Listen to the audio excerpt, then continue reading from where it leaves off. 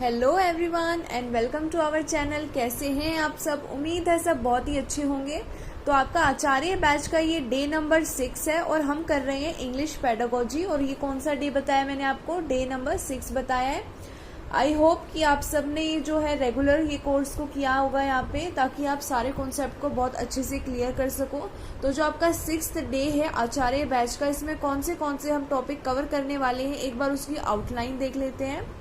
तो हम यहाँ पे सीखने वाले हैं, सबसे पहले आप यहाँ पे सीखने वाले हो अप्रोच टू लर्न इंग्लिश। आप सीखोगे यहाँ पे अप्रोच टू लर्न इंग्लिश। उसके बाद मल्टीलिंग्विज्म के बारे में आप जानने वाले हो यहाँ पे। इसके बाद आप धीरे धीरे देखोगे कि जो चीजें हैं वो वोकैब पे जा रही है, यानी वोकैबुलरी आप सीखोगे किस तरीके की है, कैसे बच्चा सीखता है। साउंड इन इंग्लिश सीखोगे, डिप्थोंग सीखोगे, आर्टिकुलेटर्स क्या होते हैं, होमोग्राफ, होमोफोन और यहाँ पे होमोनियम क्या होता है, ये आप सारी चीजें सीखने वाले हो। तो यहाँ पे मैंने जितनी भी चीजें आपको बताई हैं, वो कैब, sounds in English, diphthongs, articulators, homographs, homophones और होमोन्यूमेंट्स, ठीक है। तो ये जो चीजें हैं, कोई प्रोनाउंसिएशन मुझसे गलत हो रहा हो तो मुझे कमेंट बॉक्स में बता दिया करो कि मैम ये वाली जो चीज है इस तरीके से प्रोनाउंस की जाती है, ठीक है। तो हम यहाँ पे स्टार्ट करते हैं। अगर आप लास्ट तक जुड़े रहना चाहते हैं तो सब्सक्राइब कर देना, ताकि आगे कोई भी आपका यहाँ पे आपके आगे कोई भी बैच आएगा या फिर आपको फ्री में कोई कंटेंट दिया जाएगा तो आप तक सबसे पहले पहुंच सके, ठीक है। तो स्टार्ट करते हैं। तो सबसे पहले जैसे मैंने आपको बताया कि हम सीखने वाले हैं अप्रोच टू लर्न लैंग्वेज, कि किसी भी लैंग्वेज को किस तरीके से सीखा जाए। तो इसके दो अप्रोच होते हैं। एक आपका कहलाता है टॉप टू डाउन। एक अप्रोच क्या कहलाता है आपका? टॉप टू डाउन कहलाता है। और दूसरा अप्रोच आपको यहाँ पे कहलाता है बॉटम अप। तो सबसे पहले हम टॉप टू डाउन के बारे में देखते हैं। टॉप का मतलब होता है सबसे ऊपर, ये आपका टॉप हो गया, ये आपका क्या हो गया? बॉटम हो गया। यानी हम ऊपर से नीचे जा रहे हैं, हम ऊपर से नीचे जा रहे हैं। तो इस मेथड को हम कहते हैं, इस अप्रोच को हम कहते हैं टॉप टू डाउन। अब सबसे ऊपर यहाँ पे अगर आप इंग्लिश लैंग्वेज में देखते हैं तो सबसे ऊपर कोई चीज है, बाद में आप उसको धीरे धीरे डिटेल के अंदर जा रहे हैं। यानी सबसे पहले आपको एक ओवरव्यू पता है, फिर आपको पता है जैसे कई बार क्या होता है, जैसे आपको पता रहता है इस मूवी में ऐसे ऐसी इसकी स्टोरी आउटलाइन है, आपको उसकी एक बेसिक सी थीम पता होती है। और फिर जब आप उस मूवी को देखते हो तो आपको उसको एक एक चीज की डिटेल आपको पता चल जाती है।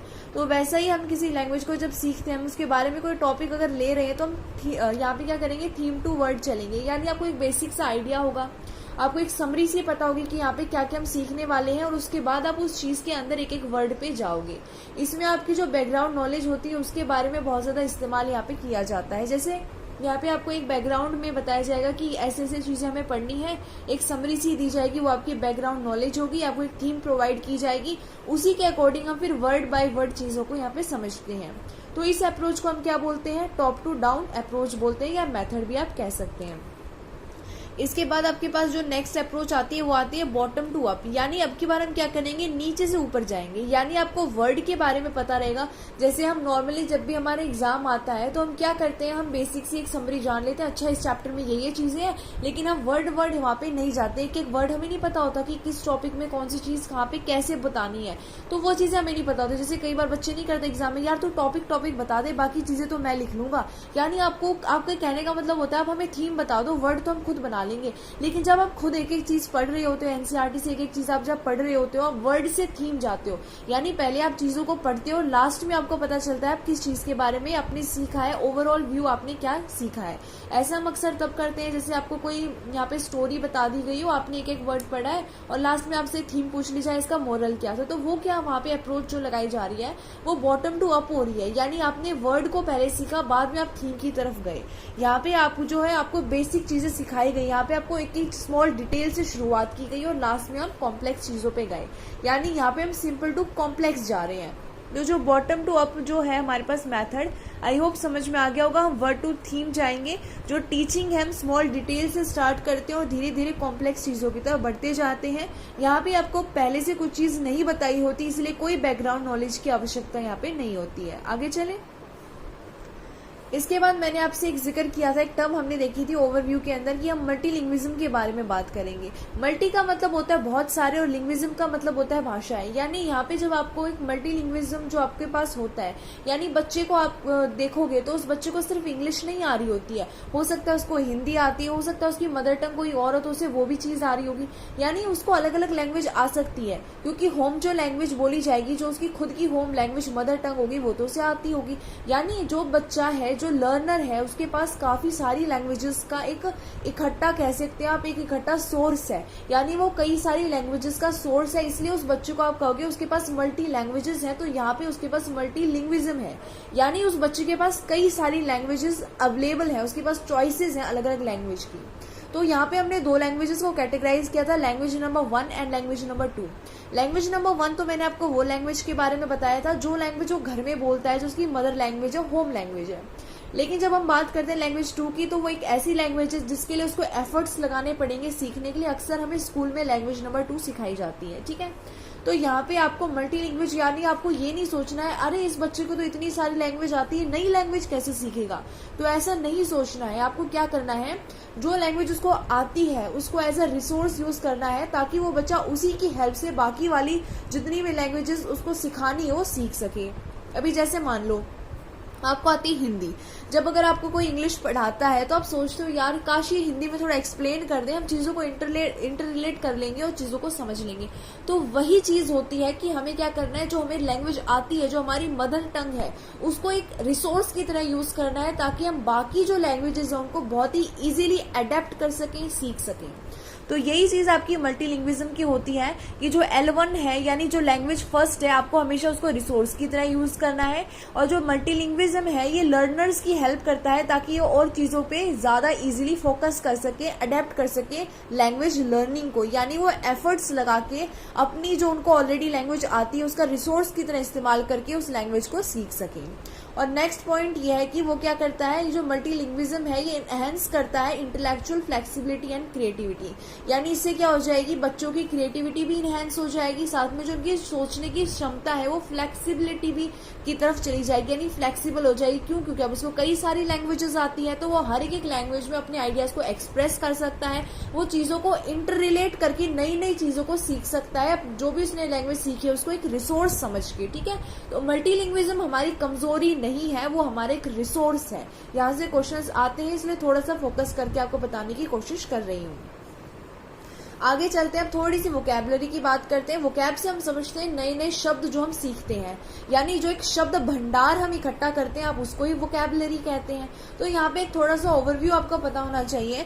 जो छोटे बच्चे होते हैं, हम बात करते हैं 1 साल के बच्चों की। देखो जब बच्चे पैदा होते हैं उस समय तो उनको कुछ भी नहीं आ रहा होता है, राइट, वो कुछ भी नहीं बोलना जानते हैं, वो पहले तो ऑब्जर्व करते हैं उनकी फैमिली में कैसे कैसे बातें कर रहे हैं लोग, फिर धीरे धीरे वो उन चीजों को सीखता जाता है। तो अगर ओवरऑल बात करूं कितने वर्ड्स बच्चों को बोलने आते हैं, तो जो बच्चा है जब 1 साल का होता है, जो बच्चा है, किसी के भी घर में कोई बच्चा है, आप उससे रिलेट करके देख सकते हैं, आप सबने देखा है बच्चों को, तो जब बच्चे 1 साल के होते हैं तो वो 3 वर्ड्स बोलना सीख जाते हैं, ठीक है।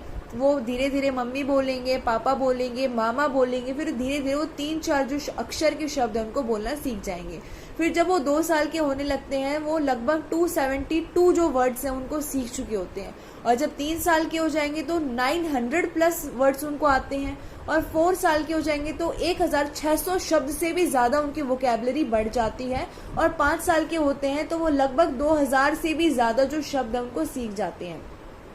अब आप सोच रहे होंगे कि ऐसा क्यों होता है, तो देखो जो बच्चे होते हैं उनकी जो मेंटल, जो यहाँ पे अगर आपने पढ़ा होगा तो नॉम चॉम्स्की की जो मैंने आपको एक थ्योरी बताई थी, उनके अकॉर्डिंग बच्चों के अंदर क्या होता है, लगभग 5 साल की उम्र तक एक LED डिवाइस होता है, लैंग्वेज एक्विजिशन डिवाइस होता है, जिसके जरिए वो इजीली चीजों को प्राप्त कर पाते हैं, सीख पाते हैं, उनको इतने एफर्ट्स नहीं लगाने पड़ते, वो एफर्टलेसली वो चीजों को समझते जाते हैं और सीखते जाते हैं और अपनी हैबिट के अंदर ले आते हैं। इसीलिए जो 5 साल तक बच्चे होते हैं उनका दिमाग, जो उनका ब्रेन होता है, बहुत एक्टिव होता है, जिसकी वजह से वो नए नए शब्दों को अपनी ब्रेन के अंदर इकट्ठा कर रहे होते हैं, वोकैबुलरी के अंदर जमा कर रहे होते हैं। इसीलिए आप देखोगे इनकी जो मेंटल एबिलिटी है यहाँ पे बहुत ज्यादा एक्टिव और स्ट्रांग होती है, ठीक है। इसके बाद हम बात करते हैं कुछ ऐसे शब्दों की जो अक्सर पूछ लिए जाते हैं। कूइंग का मतलब क्या होता है, बच्चा क्या कर रहा है, रो कर अपनी बातों को कहीं ना कहीं बोलने की कोशिश कर रहा है, यानी वो कुछ ऐसे शब्द निकालता है अपने मुंह से जिसका मतलब तो कोई नहीं होता है, लेकिन वो धीरे धीरे अपने मुंह से उन बातों को निकालने की कोशिश करता है, वो अपने आप को एक्सप्रेस करने की कोशिश करता है।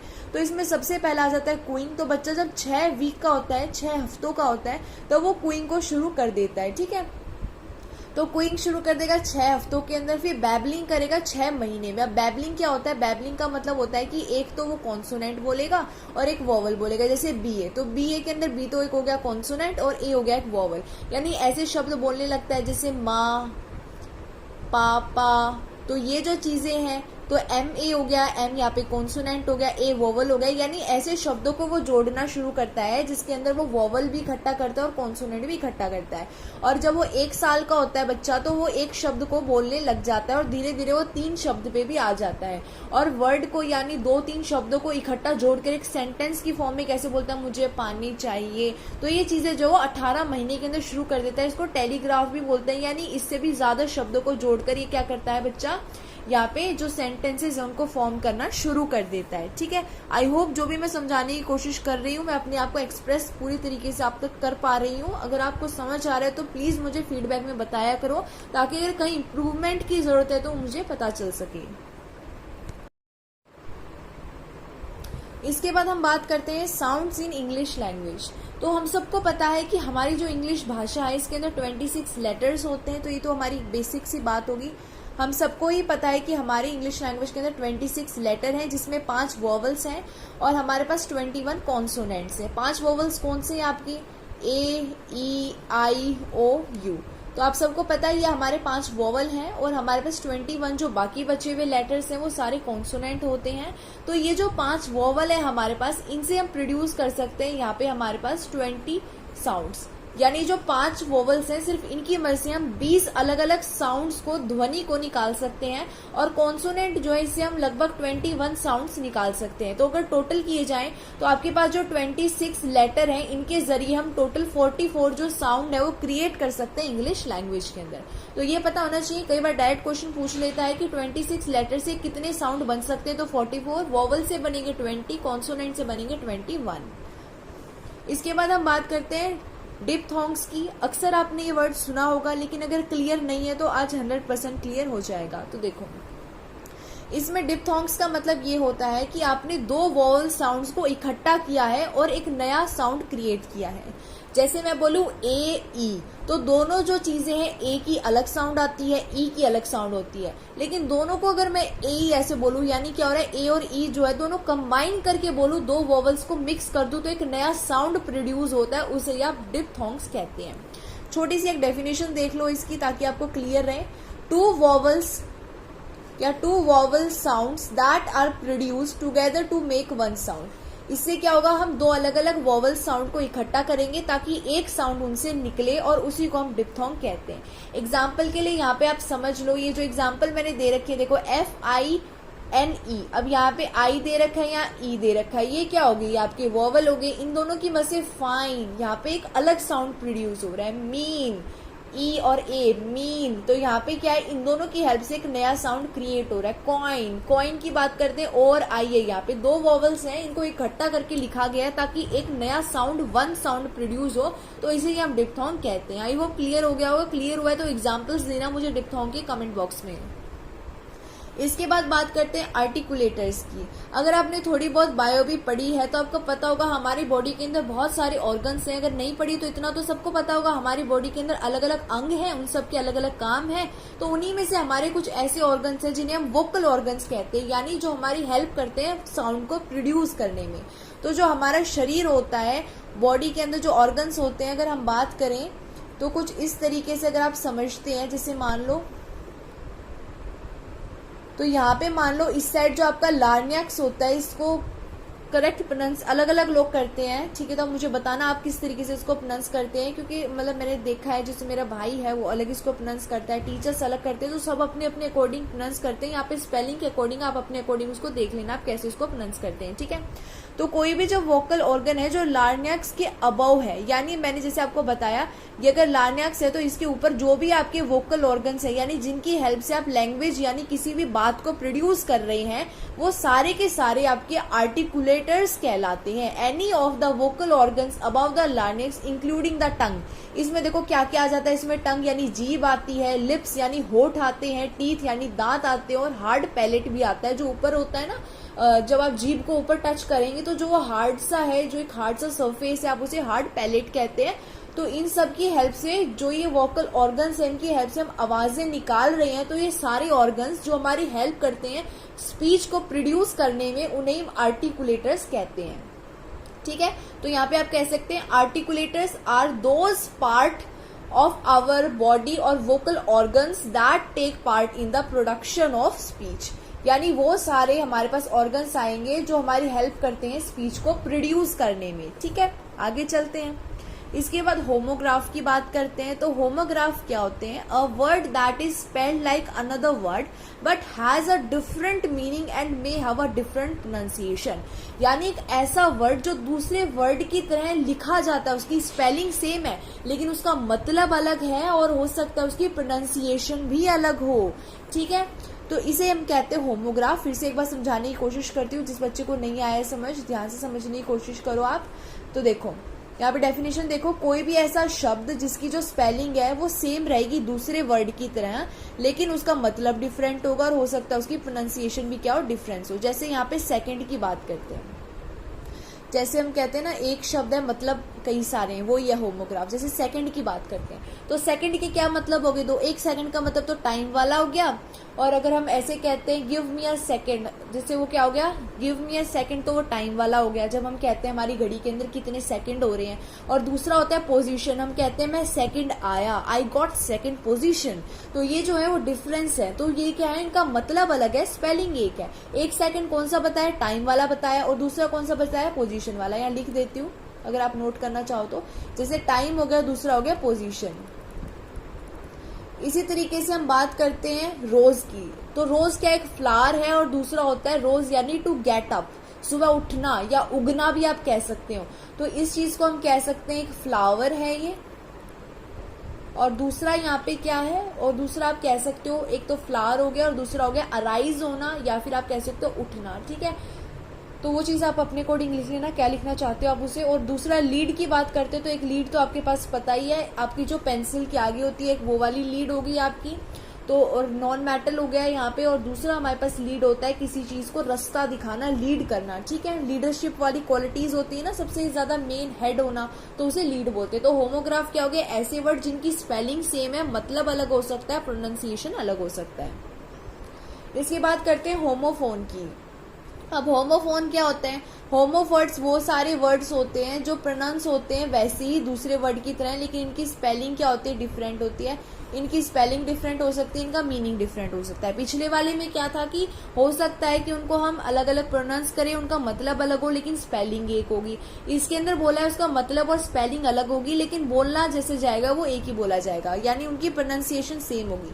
जैसे एग्जाम्पल देखो यहाँ पे अलाउड और अलाउड, तो यहाँ पे आपको दोनों जब इनको बोलोगे, देख रहे हो स्पेलिंग अलग है, मतलब अलग है, लेकिन जिस तरीके से बोला जा रहा है वो एक ही तरीका है। जैसे यहाँ पे बोलते हैं आंट, और इसको भी आंटी बोलते हैं हम लोग, एंट बोल देते हैं कई बार, इसको आंटी बोलते हैं। ठीक है, जो आंटी वाला आंट बोल रहे हैं वही चीटी वाला आंट होता है, हम कई बार इसको एंट बोल देते हैं। इसलिए हम सोचेंगे अरे इसकी प्रोनाउंसिएशन सेम क्यों नहीं है?